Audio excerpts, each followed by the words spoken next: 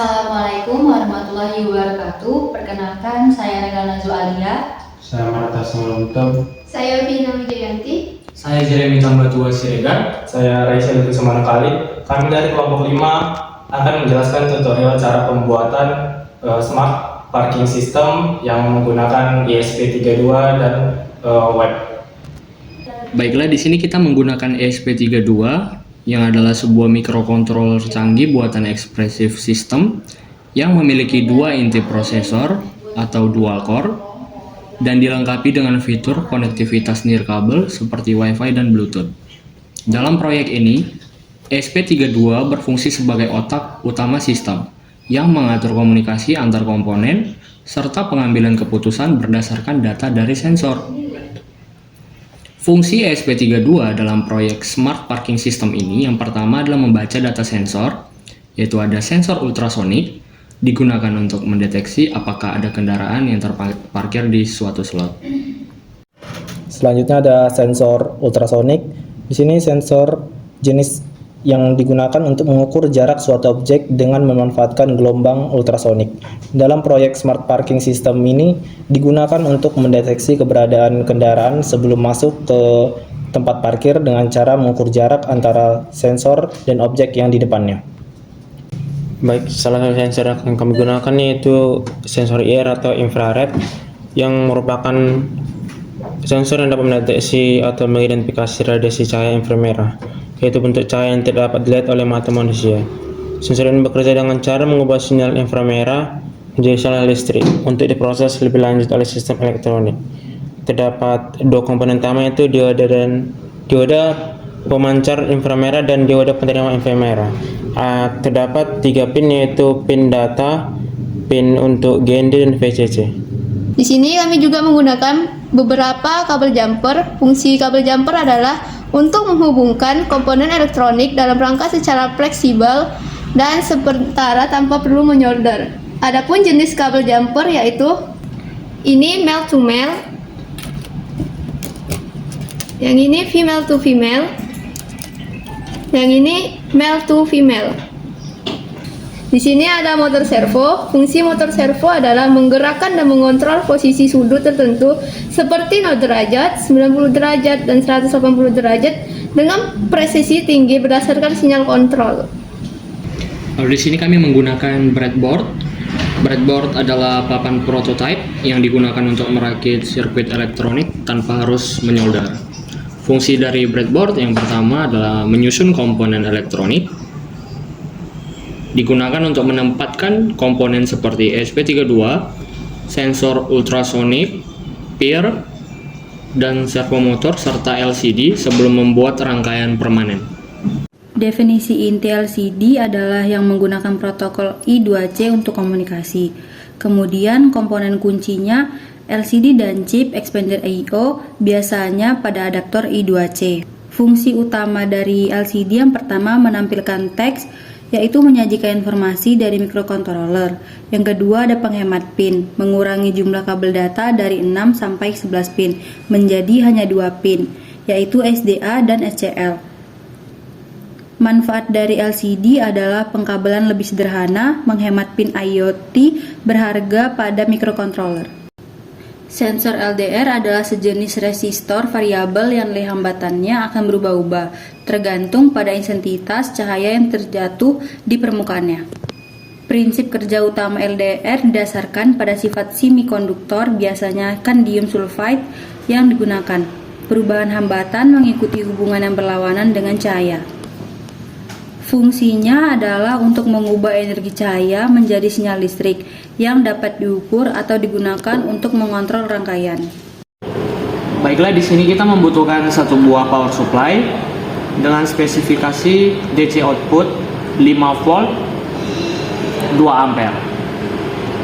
Sini kita tinggal menghubungkan yaitu kabel untuk bisa menghubungkannya ke sumber listrik ke pin yang 2 dari kanan. Pin yang sebelah kiri kita tidak gunakan.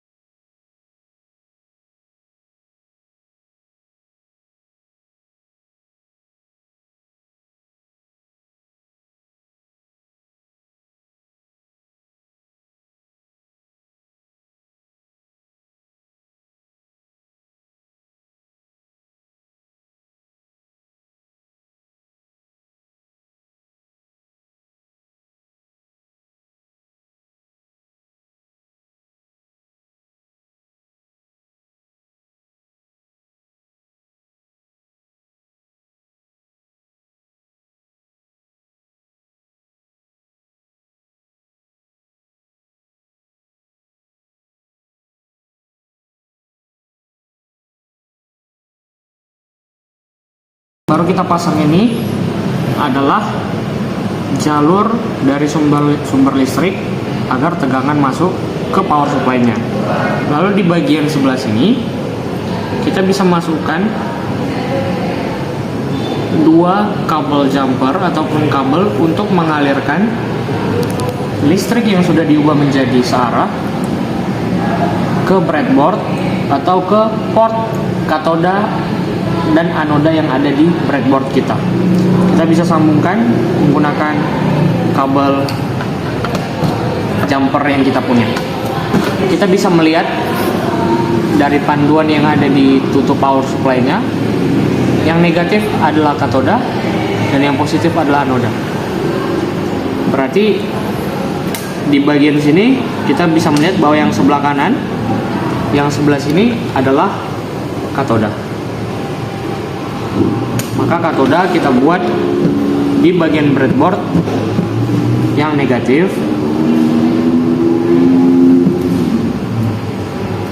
lalu yang anoda di bagian positif.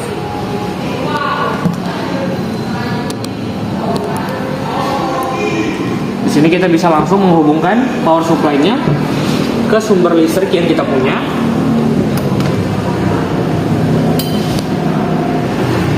Dan power supply-nya akan hidup lalu mengalirkan listrik ke breadboard.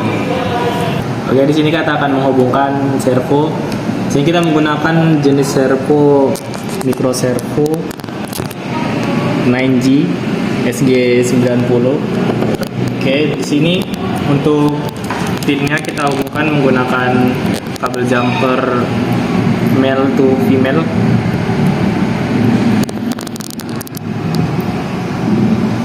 Nah, untuk kabel yang berwarna orange kita akan menghubungkannya ke pin ESP32 kita di D2. Untuk D2 nya ada di bagian sini, kita akan hubungkan. Selanjutnya untuk pin yang berwarna merah ini akan kita hubungkan ke pin bagian sini. Kenapa kita menggunakan pin? Karena ini memiliki daya 5 volt. Karena untuk motor servo kita harus menggunakan minimal 5 volt untuk dayanya.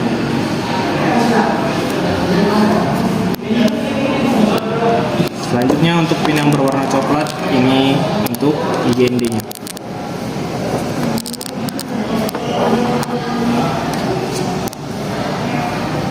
Bagian GND-nya.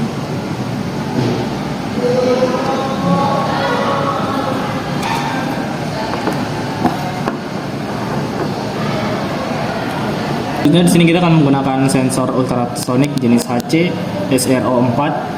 Di sini ada 4 pinnya. Yang pertama itu ada pin GND, Eco, TRG sama VCC.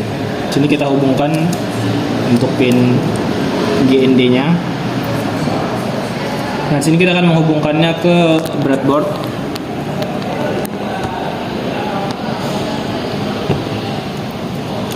Lalu untuk pin Eco-nya,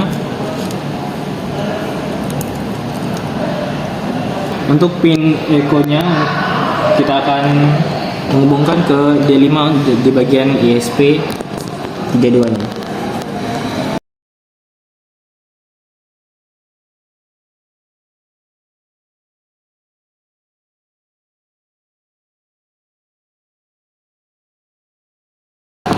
Selanjutnya untuk pin DRG-nya, di sini kita akan menghubungkan ke pin D18.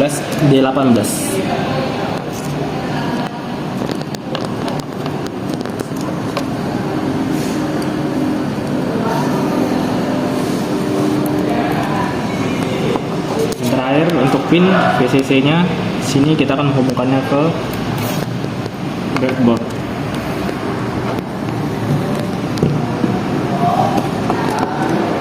Seperti ini.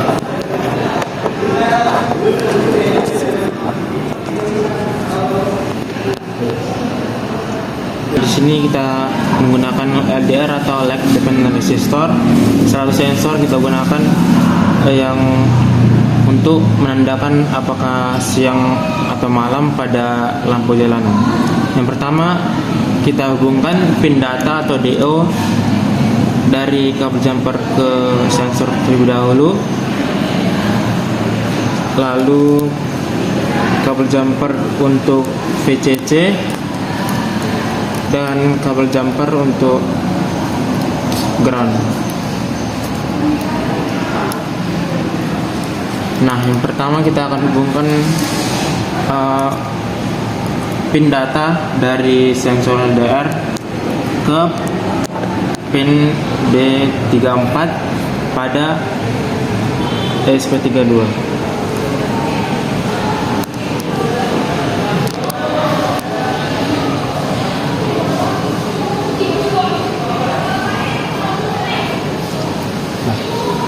Lalu masing-masing VCC dan GND kita hubungkan ke pin pada breadboard.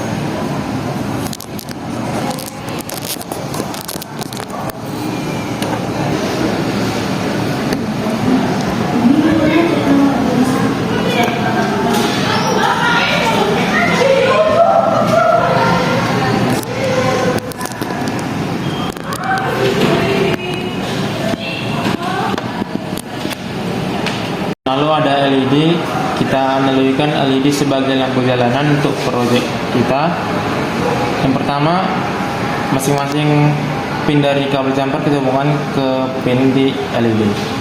Nah, lalu kita hubungkan pin data dari LED ke ESP32 yaitu pin D25.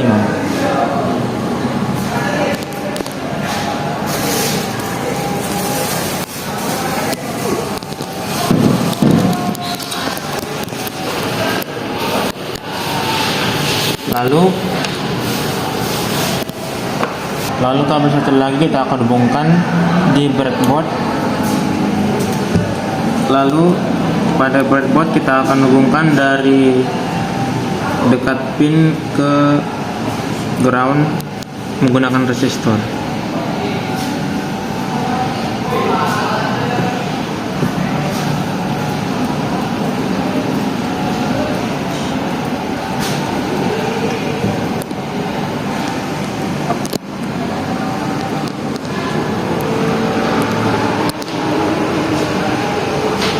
Ini kita menggunakan LCD yaitu Liquid Crystal Display dengan tipe 16x2 I2C. Di sini guna LCD ini untuk menampilkan palang pintu terbuka sama slot kosong. Nah, di sini ada ground, ada VCC, ada SDA sama SCL. Nah, kita masukkan dulu yang groundnya. Terus kita masukkan yang VCC-nya.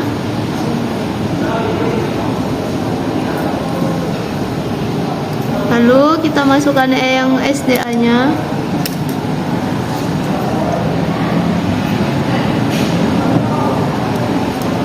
Lalu yang terakhir ini adalah SCL. Oke. Yang groundnya kita hubungkan ke ground throttle board. Dan untuk yang VCC-nya kita nyambungkan ke VCC throttle board-nya.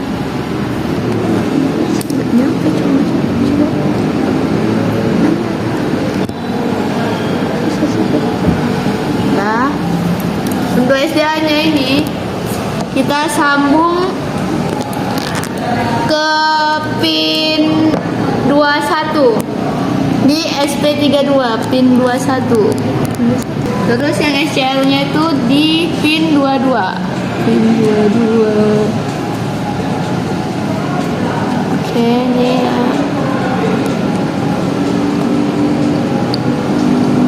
Oke.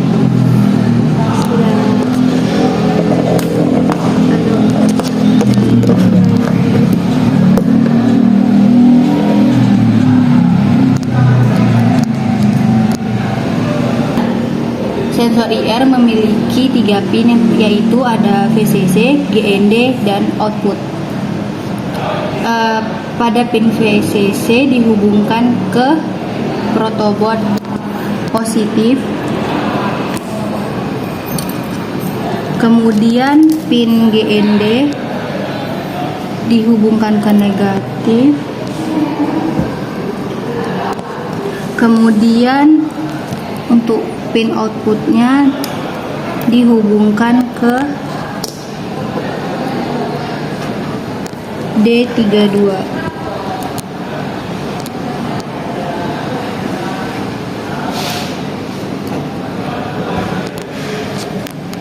Angkat IR.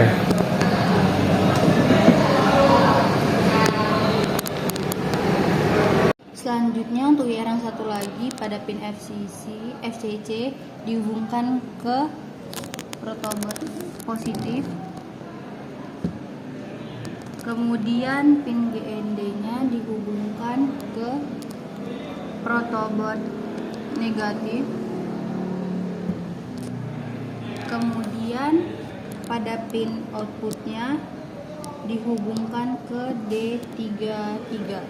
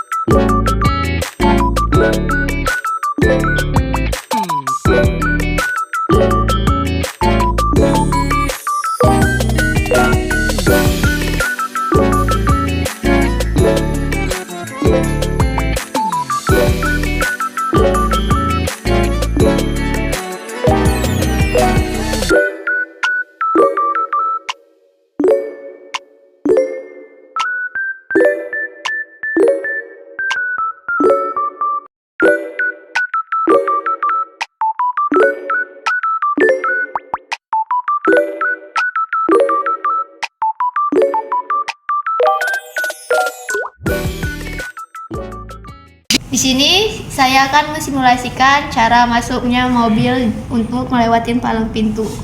Nah, jika sensor ultrasonik membaca ada objek yang lewat, maka servonya otomatis terbuka.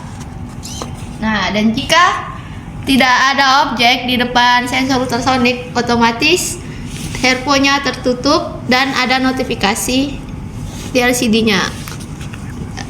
Dan juga ada notifikasi di website-nya. LCD terdapat memunculkan dan menampilkan bahwa slot tersedia dan berapa banyak slot yang tersedia atau sudah habis. Memasuki dan pintu terbuka, mobil akan masuk ke area parkir di mana slot yang akan diisi oleh mobil tersebut.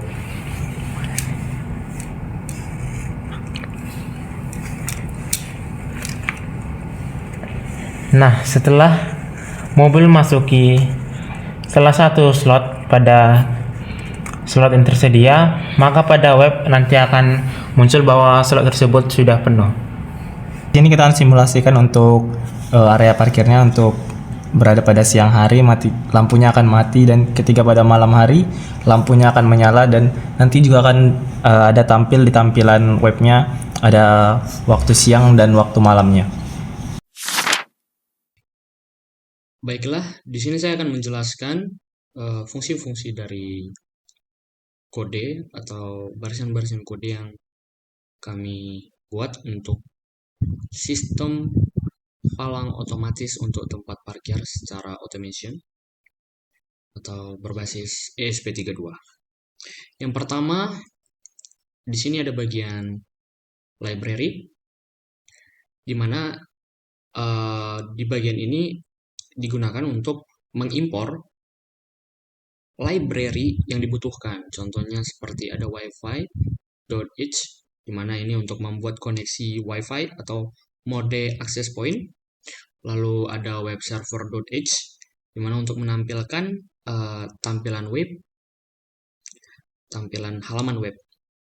Yang ketiga ada ESP32 servo.h juga. Ini untuk mengontrol servo atau palang parkir yang kita gunakan nanti. Lalu ada liquid crystal underscore i2c.h juga, di mana ini berfungsi untuk mengontrol LCD 16x2 via I2C yang kita pakai. Nah, kemudian kita bisa melihat di sini ada inisialisasi komponen, yaitu ada LCD, servo, dan juga ada web server di sini sebagai server. Nah, kemudian ada definisi pin. Jadi definisi pin ini adalah kita menginisialisasi komponen dan pin, di mana kita bisa mendefinisikan nomor pin dari tiap komponen yang kita gunakan. Contohnya di sini ada ini untuk LCD, trigger untuk LCD, echo untuk LCD, terus di sini ada pin untuk servo, juga pin infrared pertama dan kedua, lalu ada sensor LDR, pinnya ada di sini, lalu ada pin untuk LED juga. Ini untuk angka-angka yang ada di sampingnya adalah nomor pin yang kita gunakan untuk menghubungkan antara komponen ini dengan ESP32 yang kita gunakan. Lalu di sini kita bisa melihat ada variabel global. Nah, ini untuk apa? Jadi gunanya ini adalah untuk kita itu bisa menyimpan status sistem. Contohnya itu kayak palang terbuka atau tutup. Lalu ada nilai dari sensor cahaya atau dari LDR value-nya ini, nilai LDR ya. Terus juga ada jarak. Ini maksudnya adalah jarak dari sensor ultrasoniknya ke objek. Itu dia menghitung jarak. Lalu ada kondisi ini IR1 dan IR2, infrared 1 dan 2 untuk menampilkan kondisi slot parkir yang terisi atau tidak. Nah, yang keempat ada fungsi baca ultrasonik. Fungsi baca ultrasonik ini fungsinya itu mengirim pulsa atau token, kita bisa bilang ya, ke sensor ultrasonik. Jadi dia mengirim value ke sensor ultrasonik dan menghitung jarak mobil, karena kita gunakan ini untuk sistem parkir ya. Jadi dia menghitung jarak mobil berdasarkan waktu pantulan suara. Jadi ini adalah barisan kode untuk mengirim token atau pulsa ke sensor ultrasonik yang kita gunakan. Nah, yang kelima, ini adalah barisan halaman web. sampai sini. Sampai sini ini untuk kita membuat tampilan web itu bisa menampilkan contohnya dia bisa menampilkan jarak mobil dengan sensor, lalu status palang.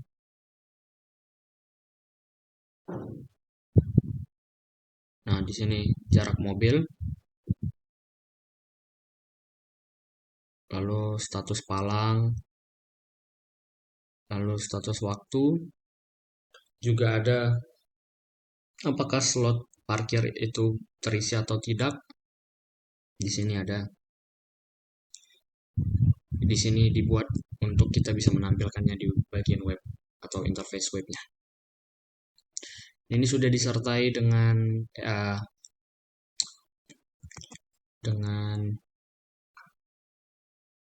style ya. Ya, ada padding gitu untuk membuat tampilan dari web lebih bagus. Lalu ada fungsi web root ya. Fungsi dari web root ini gunanya ini adalah ini ada dari sini sampai sini. Itu dia berfungsi untuk mengirim halaman web utama ketika pengguna itu membuka alamat IP ESP32 di browser gitu. Yang ketujuh, kita bisa ke void ini yang ada serial begin. Jadi serial begin ini untuk menginisialisasi. Jadi ini fungsinya untuk menginisialisasi halaman web utama untuk menginisialisasi komunikasi serial dan IC2 untuk LCD gitu ya. Nah, lalu di sini kita bisa lihat juga ada di bagian ini ya, LCD yang ini ya, sampai pokoknya yang bagian ini ya, inisialisasi juga. Ini untuk menampilkan pesan awal di LCD. Jadi ini gunanya untuk LCD. Yang ini tadi untuk ini, jadi komunikasi antara serial dan juga LCD. Kalau ini khusus untuk LCD. Lalu ada pin setup-nya ya. Ini ada pin setup-nya ya. Yang mana yang digunakan sebagai output, yang mana sebagai input, di sini dijelaskan. Lalu ini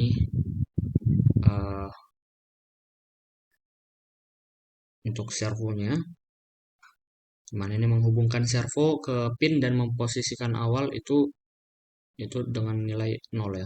Jadi awalnya itu tertutup, jadi nilainya 0. Lalu ada ini untuk barisan WiFi untuk menghubungkan ya ESP32 kita dengan akses point kita. Di sini kita bisa membuat atau tertera ya SSID yang kita gunakan, dan juga kita buat passwordnya harus sesuai, maka ESP32 akan bisa tersambung dengan internet. Lalu di sini ini ada di bagian web server ya. Di bagian web server ini untuk mengaktifkan web server agar bisa menerima permintaan dari browser. Nah, dia akan mengirim pernyataan web server siap jika dia memang sudah terhubung atau aktif. Nah, di bagian ini semuanya kita bisa melihat ada bagian untuk menjalankan web agar halaman itu bisa diperbarui saat diakses. Juga bisa membaca, sini ada bisa membaca semua sensor, contohnya ultrasonic, infrared, dan juga LDR. Lalu mengatur LED, apakah siang atau malam. Jika malam, maka LED akan menyala, karena malam lampu parkiran akan menyala.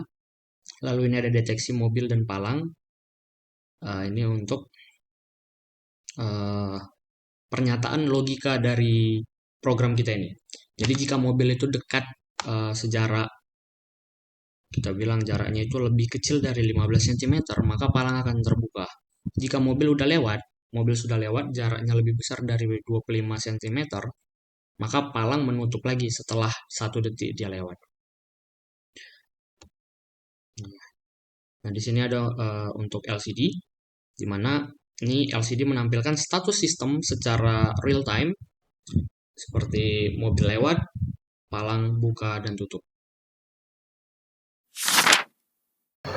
Ini adalah tampilan interface pada sistem parkir otomatis. Dapat kita lihat slot parkir 1 terisi, slot parkir 2 terisi.